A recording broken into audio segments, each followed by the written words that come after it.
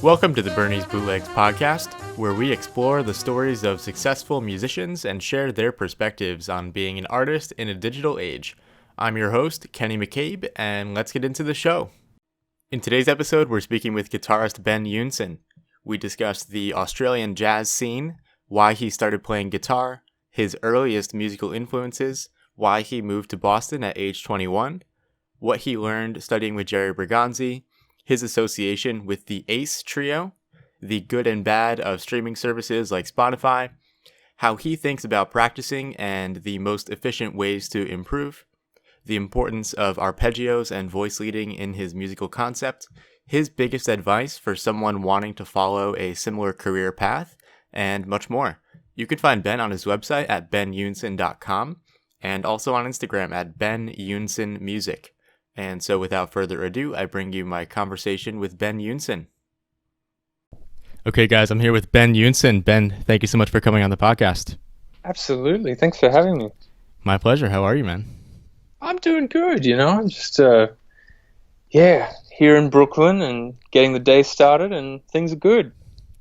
Right on. And so you are, if people haven't already been able to tell from the first 30 seconds of this podcast, you are from Australia, which to me as an American is pretty interesting because it is an English speaking country, but it's so far away that from my point of view, it seems like another universe almost.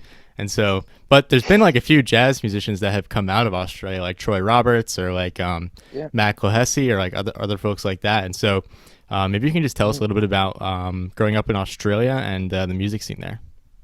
Yeah, I mean those musicians you just mentioned, who I've actually played with a lot in different scenarios, Matt and Troy, and there are a bunch of other people who are just doing such great things, like Linda O and a few others. And there are some really fantastic musicians here in New York who are originally from Australia, and I'm really glad to have gotten to play with those particular musicians. And growing up in Australia, I mean, it has sort of cultural influences from a lot of different places, and of course elements of its own culture, because, well, I guess that's the nature of when you are a country in your own right and also isolated from everywhere else, as Australia is geographically. Musically, it was really interesting. There's a lot of Australian music that is very much homegrown and is great music, but a lot of the music that I grew up listening to definitely came from either New York or Los Angeles. That's just where my head was at. And I was definitely one to read liner notes of albums and always see, where was this recorded? Or maybe it was an ECM album and it was recorded in Europe, but the musicians were New York musicians or something like that, So I noticed a trend emerging that this was the music that I was drawn to. Music from America, which happened to be jazz mostly. So that was what I grew up hearing for the most part. But of course, by very nature of growing up in somewhere that wasn't America, I heard a lot of music that was native to Australia too. So I guess it's an interesting combination of things that I probably did grow up listening to. And in Melbourne, Australia, where I'm from, there is definitely a jazz scene and a jazz culture that is around. And when I was a teenager, I was really fortunate that it was sort of the first time that a lot of great artists like Wayne Shorter and Pat Metheny and John Scofield and all these kinds of people who are heroes of mine were really coming out to Australia for the first time in a long time. So when I was 15, I got to see all those kinds of artists play, and that really is a game changer. When you see that level of greatness in person in your hometown, I mean, there's no substitute for seeing it in real life. So absolutely, yeah, man, that's what it was like. Yeah, so I have to ask you, why the guitar? How did that come about? That's a good question. Sure. Well, when I was really little, I started off playing piano, and my brother played piano. So when I was about 4, I said, I want to do that. My older brother. Though I'm certainly not a pianist, but I can can get around on the piano. Then I played violin briefly, and that wasn't really to my liking in the long run. And by the time I was 9 years old, I started sort of seeing guitarists on TV, and also going through my dad's vinyl collection. And he had some George Benson albums, which I thought were just very cool sounding. You know, I heard the sound of this guitar. It was not really rock that drew me into the guitar. And I say that because it's often what people say. You know, it's often the story that is told, right, even for jazz guitar players. It's like, oh, you know, I listen to rock and blah, blah, blah, which is cool. You know, there's nothing wrong with that. But for me, it was just this sound of actually George Benson's guitar playing that I was like, wow, that sounds really cool, you know. And then there were a few rock guys as well, or blues rock kind of guys like Andy Summers or Jeff Beck, who I also heard around that time. And I thought, wow, that's kind of atypical, even in that style of playing. And I found it really interesting. And so my dad also had an acoustic guitar lying around the house, and I picked it up and started messing around with it around that time when I turned 10 at that time. And yeah, just started playing, probably not very well, but it was certainly a lot of fun. And yeah, you know, it grew from there. And I started checking out more and more jazz guitar players because I just found that to be fascinating. I really took an interest in that. So from there on, it was definitely my big influence was Pat Metheny, you know, especially his earliest albums on ECM. Yeah, man, I'm always fascinated by people's origin stories because I've said this before on the podcast, you know, it's just kind of an unusual thing to be playing jazz. I don't know, like especially in 2019, it's just kind of an unusual thing. So I'm always kind of fascinated by how people came about to that. And I found that, you know, a lot of times or most of the time there is a, you know, a family influence there. So yeah, I always find that interesting, but it's even more interesting when there's no family influence at all and they just like found the music through some other means. But yeah, you mentioned that a lot of, you know, heavy people were making their way through through your city and other places around Australia. But where you were, was there a scene? Was there a strong jazz scene and a kind of a community of musicians, or did you find it kind of lacking? I would say that that Melbourne actually has a great jazz community. You know, it really does. It's kind of not necessarily known over in the United States. You know, purely because of the geographical distance. Though the internet probably has changed that a little bit, but there's definitely a great scene in Melbourne and a really great culture surrounding jazz, you know, and a lot of great players who live there and are from there.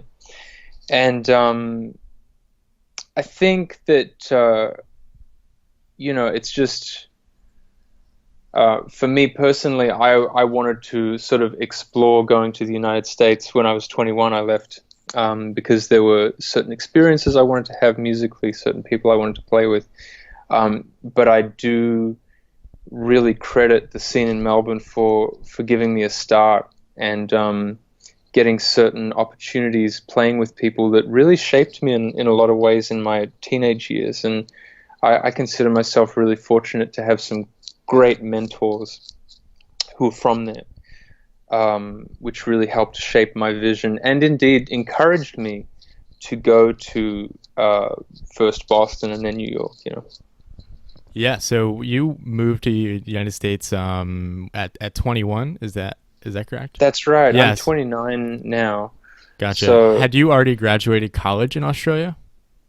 I graduated early, and I graduated my undergrad bachelor degree college program and was really fortunate to get a scholarship, nearly full scholarship to New England Conservatory in Boston. And that was grad school program. So, yeah, it was great. So you moved to Boston. Do you end up finishing the master's at NEC? Is that how that goes? I did finish it, yeah. During my time there, I was in New York a lot. I began subbing for people on certain gigs in New York. So I was sort of commuting a lot between Boston and New York, and that was a really important experience for me. It was great. Made me want to hurry up and leave Boston because it sort of, I started seeing that living in New York and playing live shows and getting on recordings was a possibility. I was starting to think, this actually looks like it might work. So though Boston was great, though, I also had some wonderful experiences there. Yeah, did you have your sights set on NEC and Boston for any particular reason, or had you applied to other schools, or what was your thinking behind that? I wanted to study with Jerry Bergonzi. I'm a really frustrated saxophone player. Really, that's what I would think of myself as a guitarist. So there were certain saxophone players who had a huge impact upon my playing, and I'd say Jerry was definitely one of them. Funnily enough, not so much because of his educational materials. I knew of some of his books, but I knew of him more from his albums. And, he was someone that I'd transcribed and checked out amongst a lot of saxophone players who I considered heroes of mine. But I knew that he taught at New England Conservatory, and I thought, well, look, I just want to be around his knowledge, and possibly get to study with him. And I did. I studied with him for 2 years, and it was a really important sort of mentorship experience for me, being mentored. Jerry was so down to earth and just such an incredible teacher, let alone an incredible player. So that was the important thing for me. And additionally, I also got to study with Jason Moran, who had a big impact on me, and Donnie McCaslin as well, also had a big impact upon me, and Brad Shepard, great guitarist, in New York, who also had a big impact on me. And it was a wonderful, formative time and really helped me to clarify some of my outlooks on music. Definitely. And so I have to ask, like, in lessons with Bergonzi, maybe this is just a note of personal interest, like me being a saxophone player, but what did you guys work on, you not being a saxophone player? What did the lessons look like typically? It was always different. Sometimes Jerry would sit at the piano and we'd work out certain patterns or ways to play arpeggios, ways to play arpeggios through tunes, voice lead, that kind of stuff. He'd sit at the piano. Other times he'd say to me, I'm going to get on the drums now, and he'd sit down and play drums, and we'd play duo. And then he would give me feedback on what he thought, and then we might work on some more concepts. But the very best lessons I had with Jerry Bergonzi were when I would bring in a rhythm section. I'd bring in a bass player and a drummer, usually some students who went to Berkeley or NEC, and he'd play saxophone and we'd play quartet in the lesson. And that's when we really got down to some stuff. That's when we really started working stuff out. And I learned so much. That's when we really started talking about my role as a guitarist, sort of moving away from me being a frustrated saxophone player. And then it's like, okay, let's talk about comping, because I'd say to Jerry, okay, I'm the chordal instrument right now. I'm comping behind you. What are you looking for, as a single line soloist, versus a chordal instrument? And that was a great experience. I learned so much, and exactly what I wanted to be in Boston for. And, I got what I was looking for.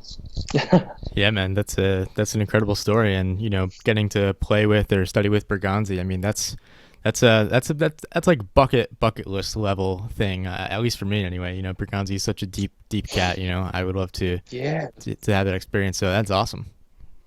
Yeah, it was fantastic, and I also played with Dave Liebman a lot in Boston. He was there a lot, and I played with him at Wally's Jazz Club, the famous Boston jazz hang for students, especially, Wally's. And I played with Dave a lot of times, and he also gave me sort of great insight into how he felt about my playing at the time. And I learned so much from Dave as well. I would also consider him a mentor. Playing with him definitely changed my playing for the better. And he would tell me stories about playing with Schofield when Schofield was my age at the time, and that was kind of like, where else would I have gotten that kind of input? It was absolutely fantastic.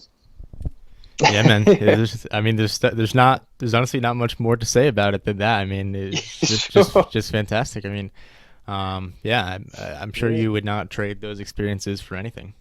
Oh no, man, absolutely. I'd say genuinely life-changing. Not to be flippant about saying that. It really was kind of defining for me at that moment. So yeah, great. Yeah, man. So you moved to New York after you are done at NEC. Tell us about that, because moving to New York is hard. So how did that happen? That was hard. What I will say is that one of the hardest things about New York, in my estimation, is getting known there in the community, because there are so many musicians and no shortage of great ones. So it's sort of, when I was still living in Boston, as I said earlier, I was commuting down to New York maybe twice or three times a month. And which I thought was a pretty good ratio at the time, considering I wasn't terribly well known in the community there, but I was filling in for people like Nir Felder in the band of David Weiss, the trumpet player, and he still has a band, Point of Departure, which I actually had a few of those albums, and David needed a sub, so I guess he got my contact details from someone, and I commuted down from Boston to do all these kinds of gigs with him in New York at the time. All of a sudden I was playing at venues like Le Poisson Rouge and playing in the Village at Fat Cat, and it was a really good introduction to the scene, because all of a sudden it's like, oh wow, I'm playing on a gig with David and Myron Walden today, and you sort of would just see it on the email before you show up at the rehearsal and be like, wow, there you go. And that was a really important experience to me. So I was 22 at the time, and then I moved down to New York the next year, and I sort of already knew some people, so it made it a lot less difficult. What certainly wasn't easy, because then you have the actual moving part, which is kind of very frustrating, and especially frustrating in New York because it's very hard to find an apartment, which is a whole other discussion, but I won't go into that. But I ended up living with some musician friends, and so it all worked out. It kind of all just fell into place, and definitely wasn't easy to move, but it all worked out, and ended up being just a great experience, and something that I don't regret. Yeah.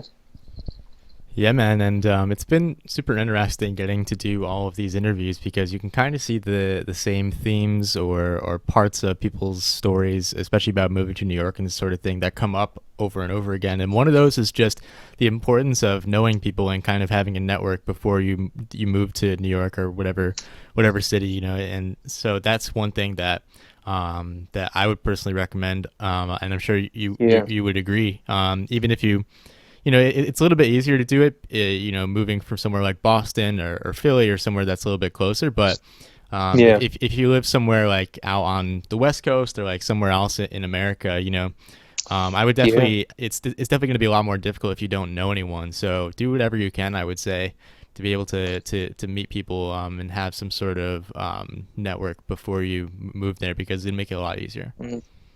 Yeah, and I also had the benefit of having a couple of buddies of mine who owned cars who were also moving to New York, so I just coming from Boston, I said, "Hey man, if I pay you for gas, do you mind if we move some of my stuff down, and I ride down with you?"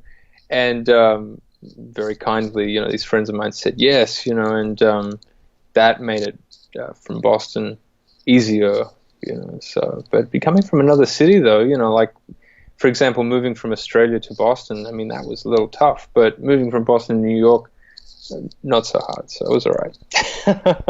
Yeah, man. So I would love to talk about maybe a musical configuration that you have been with for a little while now. That would be Ace.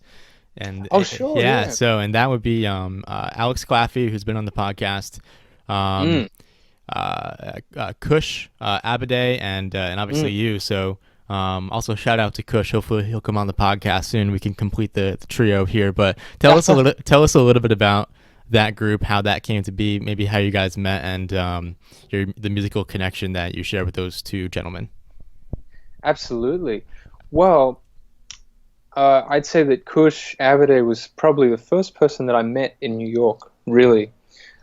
He was playing with David Weiss's band, and I sort of felt an immediate connection with him upon first playing with him.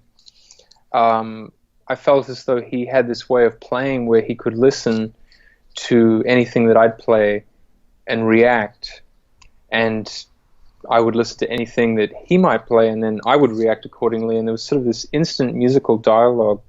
And for me personally, I think that the most important dialogue for me is with the drummer. It's really important. So we became friends, and Kush helped me out when I was first moving to New York. He had lived in Boston for a little while and moved to New York maybe a year before I had, and was doing great. And then shortly thereafter, I met Alex Claffey, and I met him at Smalls in the Village. We were both playing there.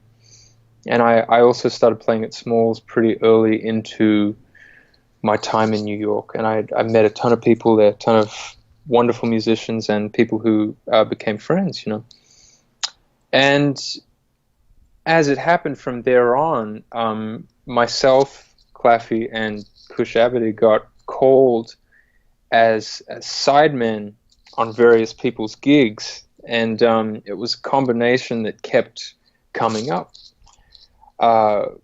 which was just sort of got me thinking, I mean, this works, And I was also playing trio a lot at the bar next door in the West Village, which is sort of known especially to be a guitar hang, as far as sort of jazz venues in the Village go. And that has been a really formative sort of place for me in New York. But we played there as a trio a bunch of times. And from there on, we sort of thought, okay, well, look, what if we all bring in some music and just see what happens? And it sort of started out as a collaborative project.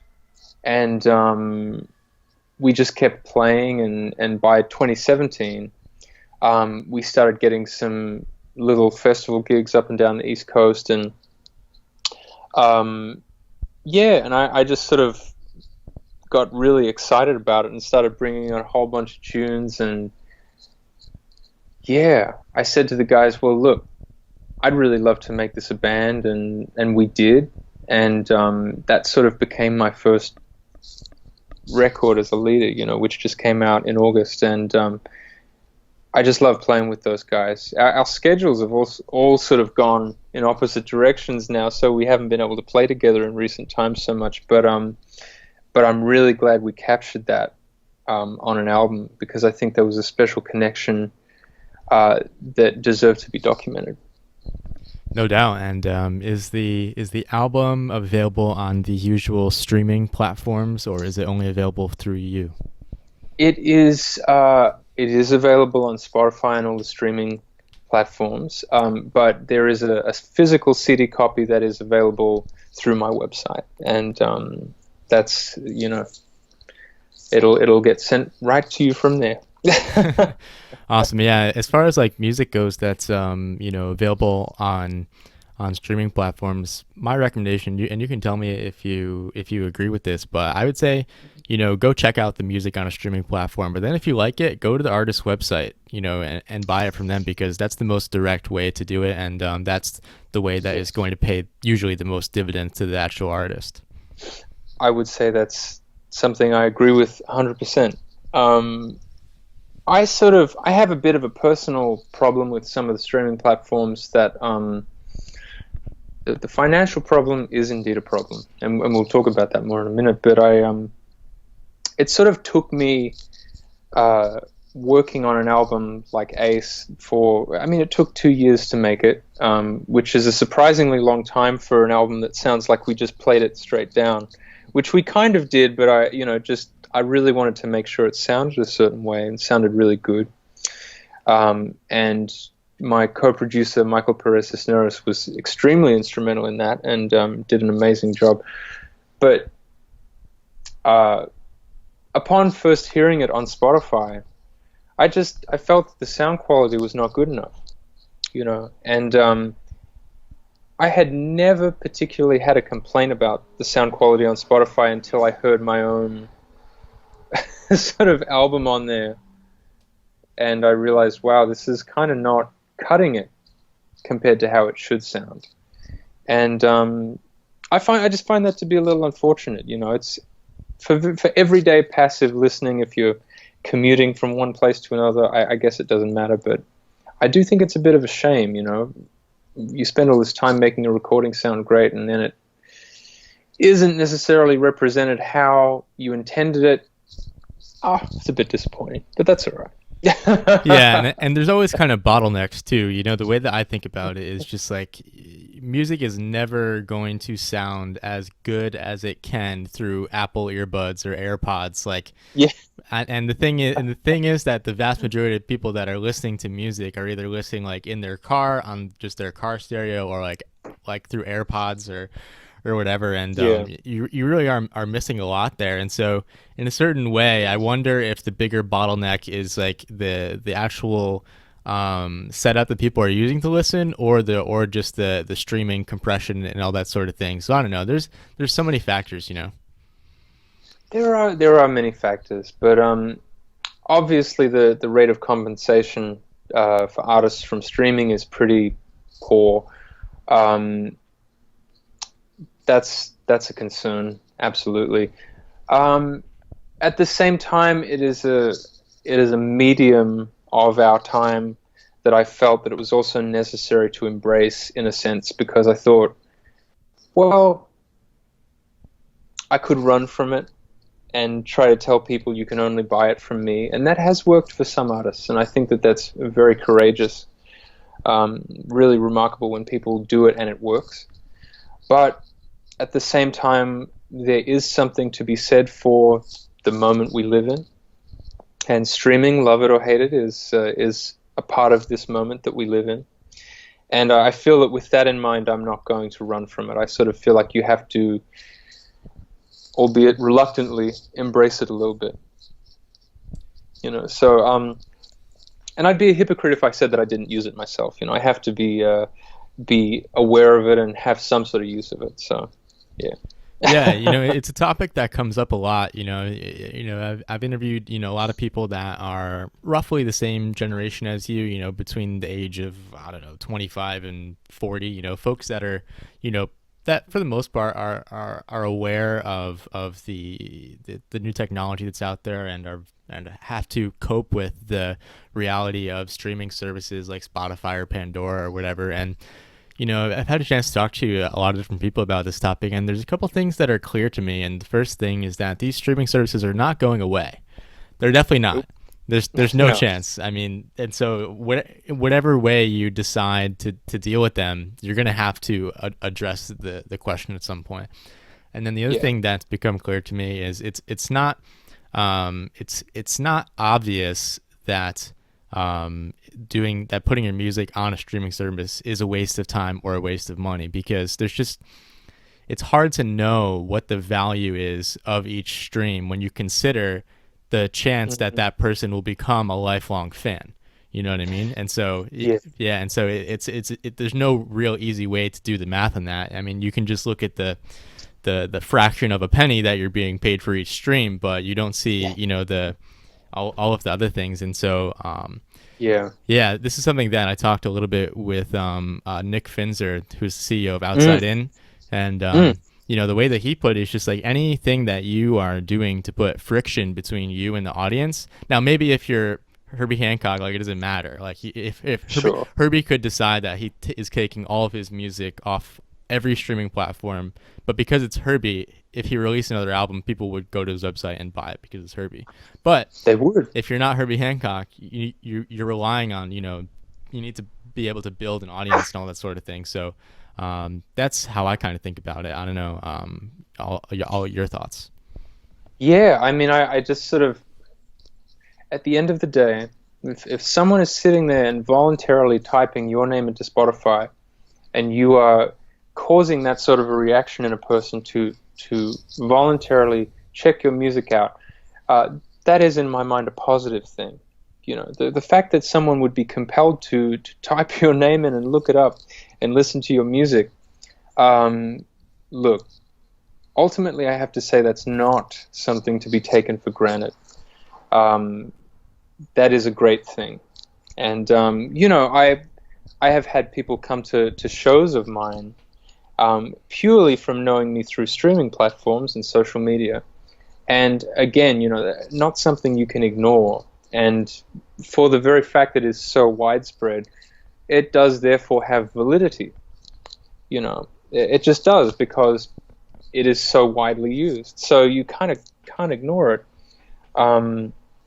At the same time, there is this sort of question of, oh my God, how am I going to survive?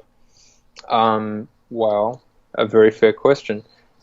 I think it would be sadly sort of ill-informed of a musician in this day and age to expect to survive solely off royalties, or, you know, payments from streaming or any kind of sales. You know, a very small percentage of people are able to do that. But even people who once did incredibly well through royalties, you know, streaming has slowed those royalties down, you know, big name people, if you will, you know. So it's the nature of the business now. It sort of can't be ignored. So there is a way of navigating it, but it's difficult. It's definitely difficult. And so, I don't know, maybe I could sum it up by saying these things are not going away. They have issues, No. but considering that they're not going away, we might as well hopefully try and do something about the issues. Like maybe, you know, I don't know. Well, I don't know the details of Spotify's like finances and their revenue and all that, but it seems, at least from my standpoint, that they could probably do with paying the musicians a little bit more. Yeah, I'd say so. But you know, look, we'll see if that happens. Let's hope so. Yes. So another thing that you have recently gotten into is kind of more on the education side of things. And so you have a few different courses out. There's a few, you know, directly available through your website, and there's also like a few that I think you've done with jazz lesson videos.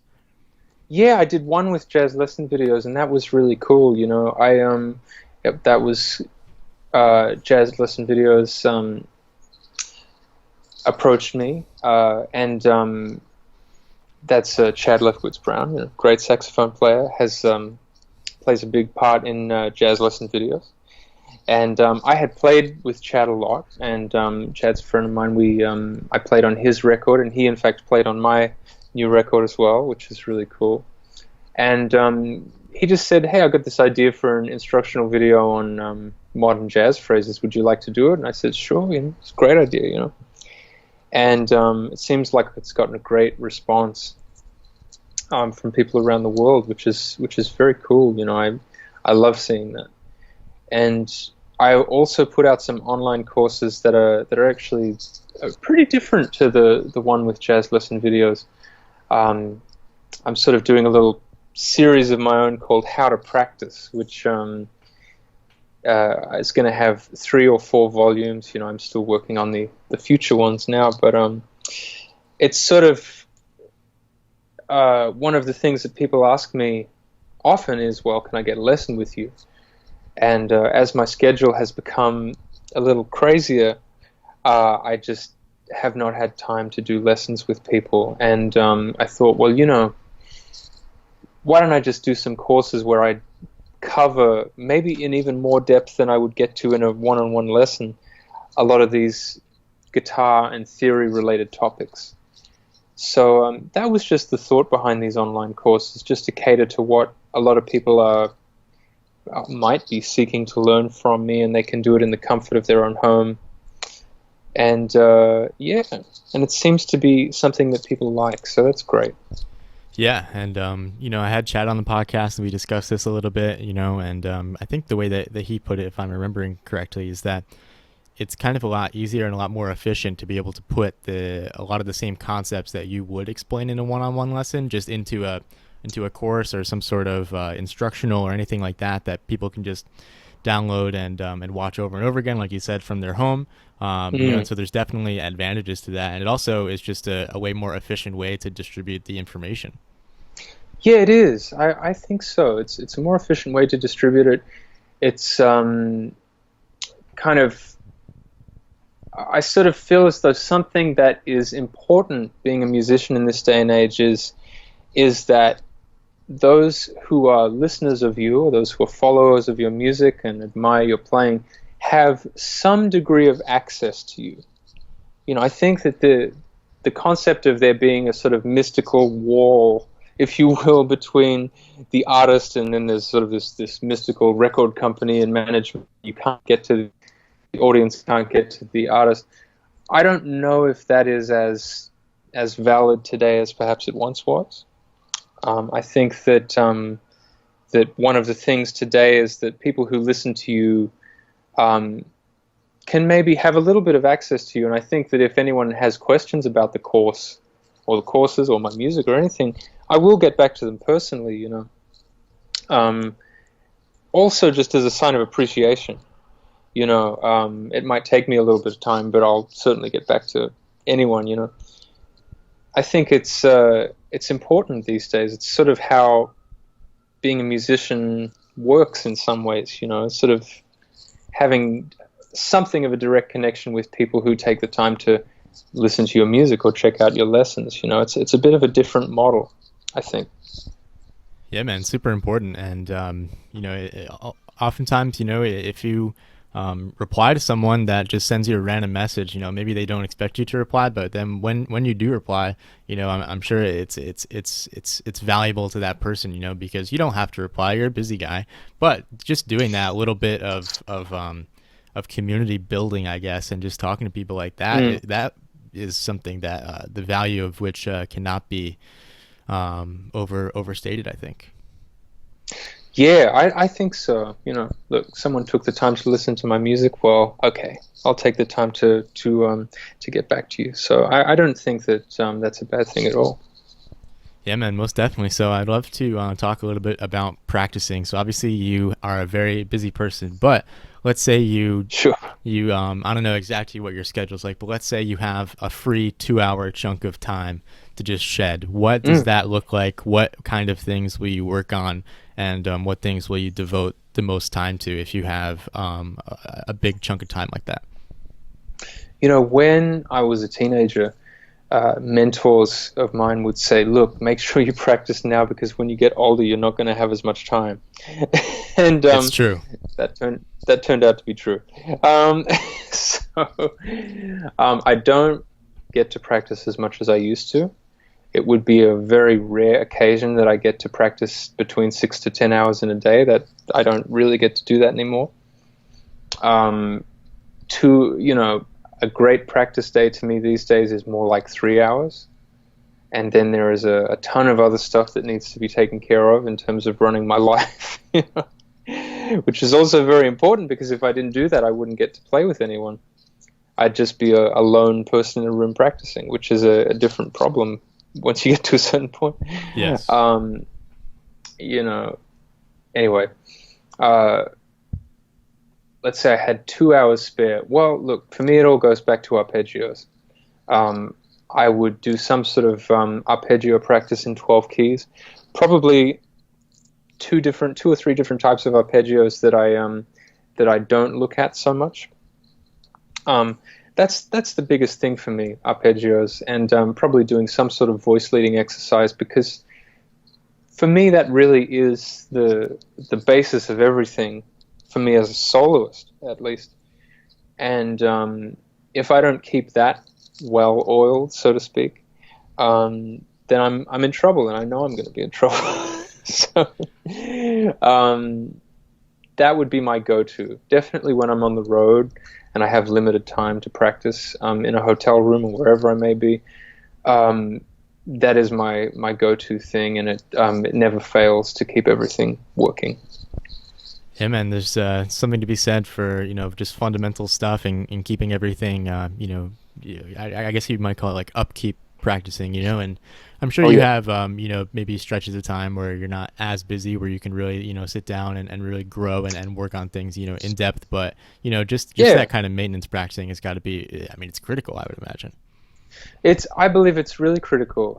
I seem to remember there was this great video of Michael Brecker talking about this in 1996, talking about maintenance practice. I think we've probably all seen it by now. But that video had a huge impact on me when I was again a teenager when I first saw that interview, and it really shaped a lot of my thoughts on practice. And another great interview with him, I think University of North Texas in the 80s, where he's leading a workshop and he talks about practice there. Another thing that really shaped my views on practice, and so amazing to have insight from someone such as he on this. Maintenance practice. It's like another skill in a way to know what you need to do to maintain elements of your playing. When you just don't, it's a real conversation that maybe is not discussed enough in colleges or various other places. What do you do when you don't have time to practice? It's not a question of laziness or lack of sort of planning a schedule. It's just life past a certain point. So I think that figuring out how to create a sort of maintenance practice schedule or routine, I think that's really important, because it's going to be necessary at some point. Yeah, and it totally is a skill. It's just kind of trying to figure out like what the minimum effective dose is, or like what how you can get the most out of 15 minutes or a half hour or whatever it is, just little chunks of time here and there, as your life gets pretty busy, so that is a skill. You got to be able to get done what you need to get done in a very short time, and there's actually something to be said for only having 30 minutes or 15 minutes or whatever it is, because it will kind of force you in a way to optimize what you're doing and get really focused really quickly, I find. Yeah, absolutely. I agree. So I think it's a good thing to know how to do. Definitely, man. And so what is, I ask this question a lot and I'm always surprised by the answer. So I'm just going to keep asking it to people, but what is your advice for someone who sees what you're doing and they're just like, hey, this thing that Ben Eunson is doing, like he's playing, he's has these courses, he's making records, like all these sorts of things. That looks like something that I might want to do. What's your advice to that person? Well, I think at the end of the day, it all comes back to the playing for me. From the thing that I do, all comes down to being able to play and having put in the time to figure out not only how to play, but what do I sound like? For me, identity is a really big part of what I do, musical identity. Okay, what is musical identity? Well, that's a greater philosophical question that only the individual can answer, really. What is your musical identity? I can tell you what mine is, but I certainly couldn't tell you how to find your own one. However, if you do have a strong musical identity or personality, I'll be able to hear it. We all will. So what I mean by that is that if you want to do what it is that, for example, you see me doing, and you're young and you're trying to make it all happen. Look, for me, it all comes down to work. And by work, I mean practice. I sort of, especially in my teenage years, I probably sacrificed a lot of social time with friends and stuff, as, happens when you're a teenager, to practice and in my early 20s and stuff, just because I really wanted to figure out what was going on with this music thing. Spent a lot of time practicing and trying to, and sort of mulling over the idea of what do I sound like and what's my identity. And I'd sit there and practice, get up at 6 a.m. and get the best part of the day before it got away from me, and practice for 6 to 10 hours. And that's part of the reason I made those how to practice courses, because you tell a young person practice for 10 hours, it's like, well, the next question is practice what, Right. And that is a valid question. If you just sit there playing whatever for 10 hours, it might not help you that much. But anyway, I just think it comes down to having a structured plan and vision of what you seek to achieve in your life as well. Nothing will ever play out as you planned exactly. That's something you can count on. but you can reach goals. As long as you have a plan. What do you want to achieve? And for me, I wanted to have certain things done by certain points in my life. I probably achieved about half of that to this point, which is probably the best odds I could ask for anyway. So, but someone who's looking to do whatever it is that I do, the backbone of it really is practice. And if you practice a lot, you'll be working. And I know that sounds really sort of mystical and sort of sounds a little open-ended, but that's how it has played out for me. I spent a lot of time playing, so much so that I was not arrogant about my ability to play. But if you work on something a lot, you can objectively say, well, I know how to do that. I can do it. I might have a bad day, but I'll still, even if I've worked it a lot, I'll still get by, in my ability, in the ability that I have worked for and cultivated within myself. So I don't think that's an arrogant thing. I think it's just objective fact if you've worked on something. So work on your playing so much that even if you have a bad day, you'll still fool people into thinking you played great. And a lot can come from that. Yes, I don't know where this quote is from, but it always comes to mind, which is that we do not rise to the level of our hopes, but we fall to the level of our training. I haven't heard that, but I like it. Yeah, someone in the comments will tell me where that came from, who I stole it from. I can't remember. I'm sorry. But anyway, man, where is the best place for people to find you? The best place for people to find me is definitely at my website, beneunson.com. Also on social media, Instagram, which my handle is Ben Eunson Music, one word. On YouTube as well, you can just type my name in and that'll come up. And those are probably the best places. Right on, man. Links to all that will be in the show notes, of course, and people can always search you and find you. People are pretty tech savvy these days, so they'll figure it out. You're kind of you're everywhere that you might want to look. So I really appreciate you coming on today. This is super fun, and I can't thank you enough for your time. No problem. Thank you for having me. It's been great. Yeah, man. Stay on the line for 1 second. Thanks again. No worries. Thank you so much for checking out the podcast. Don't forget to subscribe wherever you happen to be listening to this. And if you enjoyed the podcast, consider giving it a 5-star rating on Apple Podcasts or your favorite podcast app. For more episodes, please visit berniesbootlegs.com. Thanks again, and see you guys next time.